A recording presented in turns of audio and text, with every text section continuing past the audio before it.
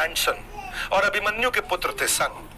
तो परीक्षित महाराज जो थे वो बड़े राजा थे और परीक्षित महाराज को एक अपराध के कारण उनको एक श्राप मिल गया था कि 7 दिन में उनकी मृत्यु हो जाएगी, 7 दिन में उनकी मृत्यु हो जाएगी। और जब वो मृत्यु के नजदीक आए तो उन्होंने अपना सारा साम्राज्य छोड़ा और हरिद्वार के नजदीक चले गए। वहां पे जाकर के उन्होंने पूछा सबसे कि भाई अब जिसकी मृत्यु आने वाली है उसको क्या करना चाहिए, कम जिसकी मृत्यु आने वाली है उसको क्या करना चाहिए। और वहीं जा रहे थे सुखदेव गोस्वामी। तो उनको जब सुखदेव गोस्वामी जी के बारे में पता चला तो जाके उन्होंने सरेंडर किया और उनको पूछा एक ही प्रश्न, जिसका देहांत होने वाला हो, जिसकी मृत्यु नजदीक हो तो उसे क्या करना चाहिए, उसे क्या करना चाहिए। उन्होंने कहा उसको भागवतम सुननी चाहिए। तो कहा गुरुदेव क्या आप मुझे भागवतम सुनाएंगे। परीक्षित महाराज अग्री कर गए। परीक्षित महाराज वहां बैठे और वहीं उन्होंने भागवत पुराण शुरू करी। और भागवत पुराण जब शुरू करी तो वहां 80,000 ऋषि बैठे थे। 80,000 ऋषि 7 दिन 7 रात तक भागवतम कंटिन्यूस चली। 7 दिन 7 रात तक। आपको तो खैर अभी 2-3 घंटा ही मेरे साथ में सुनना है, लेकिन ये वहां 7 days and 7 nights it was a long programme. और सबने आहार निद्रा भय मैथुन सबका खत्म, मतलब किसी को कुछ याद नहीं है। और यही मैं आपको बता रहा हूँ, जितना बढ़िया पर्पस उतनी बड़ी listening. One more time, come on, क्या जितना बढ़िया पर्पस उतनी बढ़िया लिस्निंग। उनका देहांत होने वाला था, भगवान का स्मरण करना चाहते थे, उनका पर्पस बड़ा था, इसलिए उनकी लिस्निंग की क्वालिटी अच्छी थी। आदमी वही सुनता है जहाँ सुनने में फायदा होता है। आदमी अगर सुनने का फायदा एस्टैब्लिश हो गया, आदमी सुनने को तैयार हो जाएगा। तो इसलिए पहले समझिए पर्पस एस्टैब्लिश करिए। और जब श्रोता और वक्ता दोनों अच्छे, दोनों निष्ठावान है, तो फिर तो कोई दिक्कत ही नहीं है। और वही अर्जुन के साथ भी हुआ। अर्जुन पहले अध्याय में कंफ्यूजन पे थे, 18वें अध्याय में क्लैरिटी पे थे। पहले अध्याय में पजल्ड थे, 18वें अध्याय में पर्पस थे। तो इसलिए यही चेंज लेकर के आना है, क्योंकि पहले अध्याय के 28वें श्लोक के अंदर अर्जुन ने पूछा भी। अर्जुन जब जिस समय बिल्कुल कहते confusion to clarity, Bhagavad Gita क्या है, कंफ्यूजन टू, पहले कंफ्यूजन थी बाद में क्लैरिटी थी। बड़ी सिंपल सी बात है, नहीं सब क्लियर हो गया। जब कंफ्यूजन थी तब अर्जुन क्या बोल रहे थे, दृष्ट्वा में इमं स्वजनम कृष्ण युयुत्सम समुपस्थितम सीदन्ति मां गात्रहानि मुखम च परिशुष्यति। क्या बोल रहे,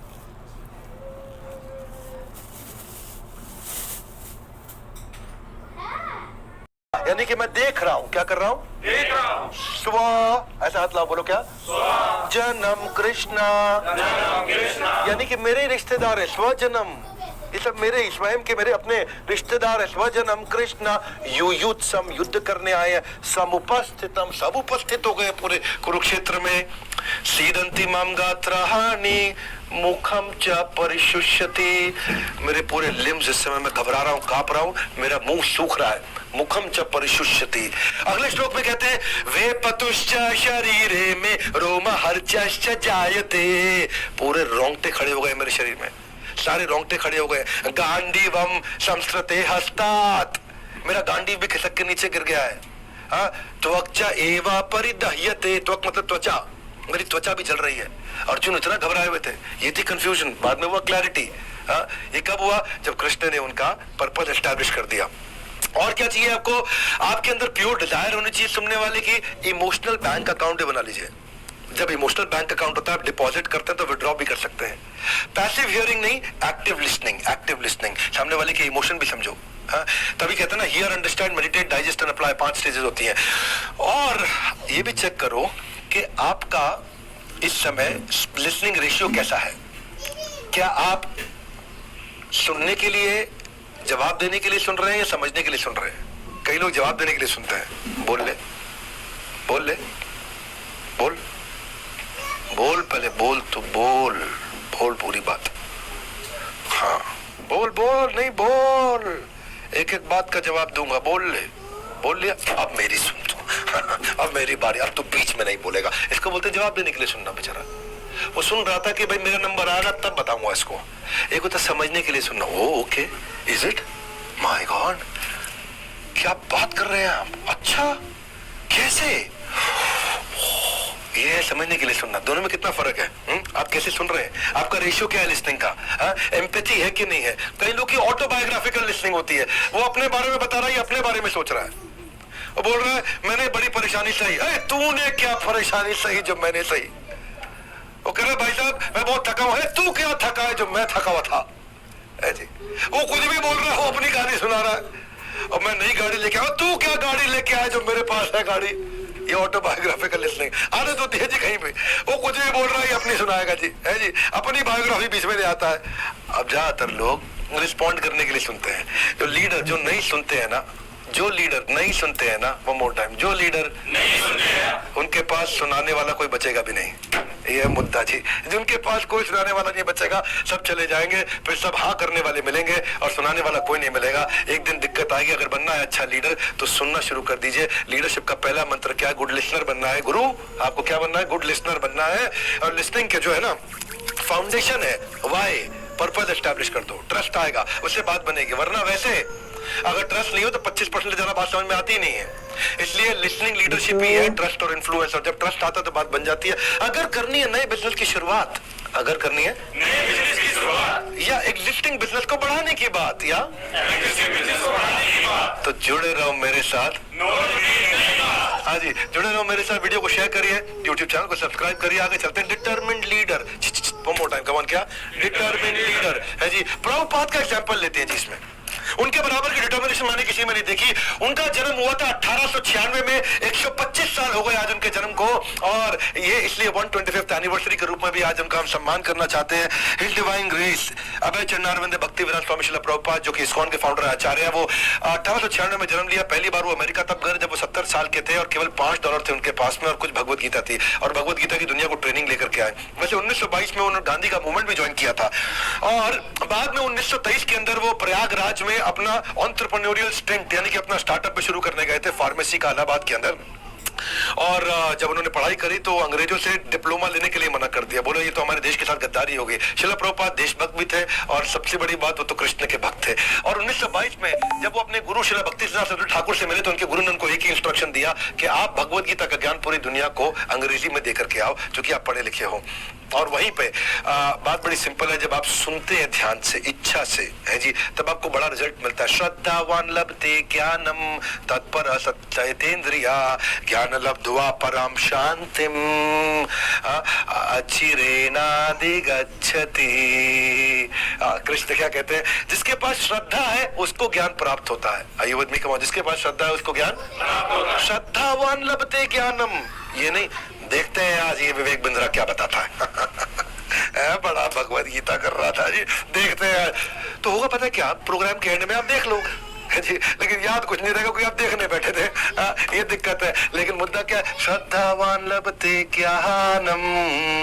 जैसे श्रद्धा होती है तो ज्ञान अंदर प्रवेश करता है। ज्ञान लब्ध्वा पराम शांतिम, जैसे ये ज्ञान लब्ध्वा यानी कि प्राप्त होता है तो पराम शांतिम, रियल शांति प्राप्त होती है। वरना तो दुनिया भर में stress, anxiety, depression, tension, suicide सब कुछ भरा ही हुआ है, बहुत ज्यादा, है कि नहीं है? तो मुद्दा ये है कि उन्होंने फिर भगवत गीता को ट्रांसलेट भी किया, दुनिया भर में लेके भी गए। उनका जो स्टार्टअप था वो $5 से चालू हुआ था, उस समय के ₹40। रास्ते में 38 दिन की यात्रा के अंदर उनको 2 बार हार्ट अटैक भी आया, क्योंकि समुद्र से गए थे भाई, टिकट खरीदने का हवाई जहाज से पैसा नहीं था क्योंकि फ्री की टिकट मिली थी। इतना हार्डशिप उन्होंने सहा और जाकर के टॉम्स्किन स्क्वायर पार्क में सोचा कि मैं अगर दुनिया का सबसे बड़ा काम करना तो दुनिया का सबसे बढ़िया शहर न्यूयॉर्क से शुरू करता हूँ। वहां जाके सबसे डिफिकल्ट मैन पावर उन्होंने चुनी, हिप्पीज। कौन चुनी? हिप्पीज। उस समय जो है ना यूएस और वियतनाम वॉर से वो लोग थे जो पूरे समाज को छोड़ करके सड़क पे आकर के सड़क पे ही मैथुन क्रिया करते थे, सड़क पे ही मूत्र त्यागते थे, सड़क पे ही वो रहते थे, सड़क पे ही वो सोते थे और सब चरस, गांजा, भांग सब लिया करते थे, पूरी तरह नशे में रहते थे। उनसे किसी को कोई मतलब नहीं, ना उनके आगे कोई, ना उनके पीछे कोई। बस उसके बाद वो जमीन पे लेटे हैं और वही मैथुन क्रिया भी कर रहे हैं। बोले इनको ये सबसे मुश्किल लोग, अगर इनको मैंने बदल दिया और इनका जीवन मैंने सरल कर दिया, इनकी बुरी आदतें छुड़वा दी तो दुनिया मेरे को मान जाएगी। तो बात यही थी जी कि दुनिया चाहते थे कि भगवत गीता का लोहा माने, तो मैं प्रयास करूंगा। निमित्त मात्र भव सव्यसाची, वो निमित्त मात्र बने। उन्होंने बहुत प्रयास किया और हिप्पीज को हैप्पी बनाया उन्होंने। बहुत मुश्किल आई उनको, एक रेंटेड छोटा सा कमरा बड़ी मुश्किल से मिला था, कोई इंफ्रास्ट्रक्चर नहीं था, कोई पैसा नहीं था उनके पास, कोई सीड फंड नहीं था उनके पास। उनका तरीका क्या था? Principle of connection before correction. पहले वो सबसे कनेक्शन बनाते, बाद में वो करेक्शन बताते। ये नहीं बोले कि तुम गलत कर रहे हो, पहले रिश्ता बनाया। जब रिश्ता बना के विश्वास बना, इसको बोलते हैं ट्रस्ट लीडरशिप। क्या बोलते हैं?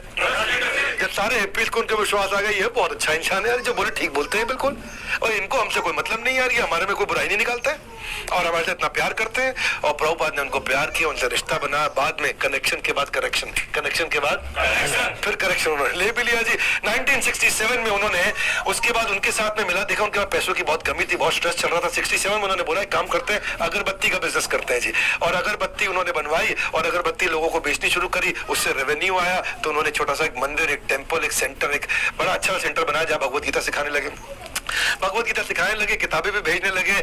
1976 आते आते 5.5 करोड़ किताबें वो अपनी दुनिया भर में पहुंचा चुके थे और इसके कारण 25 भाषाओं में, इसके कारण वो दुनिया का सबसे पहला और सबसे बड़ा सेंटर बना, largest publisher of philosophical text. Prabhupada ने ऐसे कितने काम किए जो दुनिया में कोई नहीं कर पाया। एक बार यूएस के एक रिपोर्टर ने उनसे पूछा, Swami ji are you God? वो उनका स्टाइल भी अलग है जी, मैं उनका स्टाइल में नहीं बोल पाता, पर जी आप भगवान लग रहे हो मुझे, भगवान हो आप? प्रभुपाद बोले नहीं नहीं, मैं भगवान का नौकर हूं। तो वो हैरान हो गया जी। ओ इंडिया से हमेशा लोग आते थे, कहते थे मैं भगवान, तुमको बना दूंगा भगवान। और पहली बार आदमी आया जो कह रहा है मैं भगवान नहीं, भगवान का नौकर हूं। वो बड़ा रिपोर्टर कंफ्यूज हो गया। फिर प्रभुपाद ने बोला, सुनो अखबार में छापोगे? बोले हाँ, I want to change my statement because I could not give you the full reply. उनको लगा अच्छा बोलेंगे मैं भगवान हूं। उन्होंने बोला नहीं, भगवान तो खैर मैं नहीं हूं, मैं भगवान का नौकर भी नहीं हूं। बोले क्यों, मतलब फिर क्या हो? बोले भगवान का नौकर बनने की कोशिश कर रहा हूं, only trying to become servant of the God. I am always servant of God, but it is for He to recognize. वो रिपोर्टर इतना हैरान हुआ और पहली बार पूरे यूएस में, दुनिया भर में ये बात छप गई कि इंडिया से एक आदमी आया और कह रहा है इतनी ह्यूमिलिटी से कि मैं भगवान का नौकर बनने का प्रयास कर रहा हूँ। उन्होंने अपना ऐसा स्टार्टअप जो बिल्ड किया, यानी कि इस्कॉन मूवमेंट को आगे बढ़ाया, डेट फ्री, इक्विटी फ्री, ना कोई कर्जा लिया, ना किसी से कोई पैसा लिया, कोई वेंचर कैपिटल नहीं था, कोई एंजल फंड नहीं था, कोई प्राइवेट इक्विटी नहीं था, कोई आईपीओ नहीं निकाला, कोई बैंक का लोन नहीं लिया, किसी को कोई सैलरी नहीं दी। बावजूद उसके उन्होंने 10,000 चिट्ठियां लिख करके अपने सारे डिसाइपल्स को गाइड किया। उस समय व्हाट्सएप नहीं था, उस समय ईमेल नहीं था, कम्युनिकेशन स्लो था। मैं तो ये सोचता हूँ कई बार प्रभुपाद आज के समय में होते तो क्या करते हैं जी, जिस समय कोई कम्युनिकेशन नहीं। क्योंकि अच्छी बात क्या है, उन्होंने देखो इतने इंटरव्यू, इतने फिलोसॉफिकल डिस्कशंस, इतने रिलीजियस लीडर्स के साथ डिबेट, ग्लोबल कॉन्फ्रेंस करी उन्होंने, पीस और ह्यूमैनिटी करी, बड़ी बड़ी किताबें लिखी। आज जितने IITians इस्कॉन में है, इतने IITians दुनिया के किसी टेक जायंट के पास भी नहीं होंगे। उन्होंने 10,000 बहुत ही डेडिकेटेड लोगों को दीक्षा दिया उन्होंने। और मुद्दा पता है क्या है कि वो उनके अपने शिष्यों को ट्रेन करते थे, एम्पावर करते थे। लीडरशिप इन पाइपलाइन इसी को बोलते, टैलेंट प्रोग्रेशन इसी को बोलते। उसके बाद उनको डेलीगेट करते थे, वो अलग अलग देश में जाते थे। और गुरुदास उनके डिसाइपल थे, वो जॉर्ज हैरिसन के पास गए और जॉर्ज हैरिसन उस समय अलग अलग प्रकार के ऐसे संसारी गाने गाते थे और जॉर्ज हैरिसन को भी उन्होंने भक्त बनाया और वो भगवान कृष्ण के गुणगान में, भगवान की सेवा में चले गए। 1977 तक प्रभुपाद ने केवल 12 साल के अंदर 22,000 पेजेस उन्होंने लिखे थे और उन्होंने 18,000 श्लोक की श्रीमद् भागवतम को ट्रांसलेट किया। अगर 18,000 श्लोक को मैं 365 दिन से डिवाइड करता हूं तो आपको 50 साल लग जाएंगे भागवतम को पढ़ने में। अगर आपने एक दिन में एक श्लोक पढ़ा तो कितने लग जाएंगे? 50 साल। उन्होंने 12 साल में भागवतम भी किया ट्रांसलेट, 22,000 पेजेस भी लिखे, 49.3 इयर्स एग्जैक्टली लग जाएंगे आपको। भगवत गीता भी ट्रांसलेट करी। भगवत गीता में 700 श्लोक है। अगर आप एक दिन में एक श्लोक अनुवाद और तात्पर्य शब्दार्थ के साथ पढ़ते हो तो आपको 700 दिन लग जाएंगे। और उन्होंने 147 किताबें छापी, 147 किताबें 13 साल के अंदर। और नहीं, 13 साल के अंदर उन्होंने नहीं, अगर आप 147 किताब यानी कि एक किताब एक महीने में पढ़ोगे तो आपको 13 साल लग जाएंगे 147 किताब पढ़ने में। चैतन्य चरितामृत जिसमें 11,500 श्लोक है यानी कि वर्सेस है, और चैतन्य चरितामृत को अगर आप रोज एक श्लोक पढ़ोगे तो 11,500 पढ़ने में आपको 31 साल लग जाएंगे। 22 घंटा सेवा करते थे, 2 घंटा आराम करते थे, 14 बार पूरी दुनिया का भ्रमण कर चुके और इतने सारे उन्होंने सेंटेंस। एलिफेंटाइन फोकस एडवांटेज, शिला प्रभुपाद जबरदस्त व्यक्ति, जरा प्रेम से बोलो शिला प्रभुपाद की। Most difficult combination, low cost, पैसा नहीं है लेकिन हाई स्पीड, बहुत तेज से आगे बढ़ना है। और 11 साल उनको लगे। मेरे एक दोस्त है, वो बोले यार विवेक, एक फैक्ट्री से 2 फैक्ट्री बनाने में मुझे 11 साल लगे। कितने? एक फैक्ट्री से 2 फैक्ट्री बनाने में 11 साल लगे। बोले ये 11 साल में बिना पैसों के 108 फैक्ट्री बना गए। ये थी एक्चुअली क्या, स्पिरिचुअल पावर जो होती है ना, उसको आप मटेरियली कभी कंपेयर नहीं कर सकते। वो अर्जेंटली भी काम कराते थे, रिश्ता भी बना लेते थे, पीपल स्किल भी थे। ये 2 बड़ी अद्भुत अलग अलग प्रकार की एक्सट्रीम है। जिसको रिश्ता बनाना आता है वो तेज नहीं चलता, जिसको तेज चलना आता है उसके रिश्ते पीछे छूट जाते हैं। वो दोनों काम कर सकते थे। श्रील प्रभुपाद पहली बार रथ यात्रा पूरी दुनिया में निकाली क्योंकि उनके अंग्रेज शिष्यों को पुरी के अंदर एंट्री नहीं मिल पाई थी। और बात यह है कि आज हजारों सेंटर है दुनिया भर के अंदर इनफैक्ट रशिया के अंदर 50 मंदिर है, रशिया में बीच में भगवत गीता बैन भी करी गई थी और आज लाखों लोगों को फूड फॉर लाइफ के थ्रू भोजन खिलाते हैं। इनफैक्ट उन्होंने गोविंदा रेस्टोरेंट भी चालू किया और इनफैक्ट संडे लव फीस्ट के अंदर मुझको याद है स्टैनफोर्ड यूनिवर्सिटी की कॉन्वोकेशन में स्टीव जॉब्स ने बताया था कि वो 7 किलोमीटर पैदल चल के इस्कॉन में रोज भोजन करने जाते थे, मतलब हर संडे को भोजन करने जाते थे, उनके पास पैसे नहीं थे तो उससे उनके 4 सेंट्स बच जाया करते थे। And I would walk the 7 miles across town every Sunday night to get one good meal a week at the Hare Krishna temple. I loved it. तो भगवत गीता आज कंपलसरी बन चुकी है सेनेटन हॉल यूनिवर्सिटी के अंदर। तो आज ये यूनिवर्सिटी में कुछ उनको ट्रांसफर, कैम्ब्रिज इंटरनेशनल यूके में भी जो है वो भी आज ट्राई कर रहा है कि हरे कृष्णा मूवमेंट को स्टडी करे, भगवत गीता को स्टडी करे।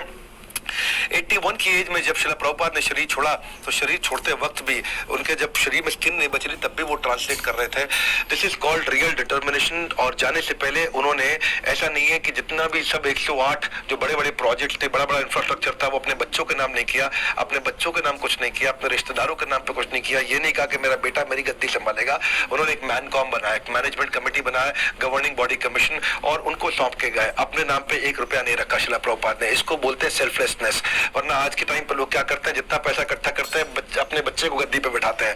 एंड दिस इज अज्ञानी मजबूरी में जीता है और ज्ञानी मजबूती से जीता है। बहरहाल आगे बढ़ते हैं। चैनल को आप सब्सक्राइब कर चुके होंगे। मैं आपको बताना चाहता हूं कि एक हम वेबिनार करने वाले हैं और वो वेबिनार बहुत पावरफुल वेबिनार है और वो 26 से 27 जून को है। उसका मैं लिंक डिस्क्रिप्शन में दिया है, आप उसको जरूर ज्वाइन करिएगा। 1 घंटे का वेबिनार है जहां भगवत गीता को और डिटेल में समझ सकते हैं। अगला टॉपिक है प्रिंसिपल बिफोर प्रॉफिट।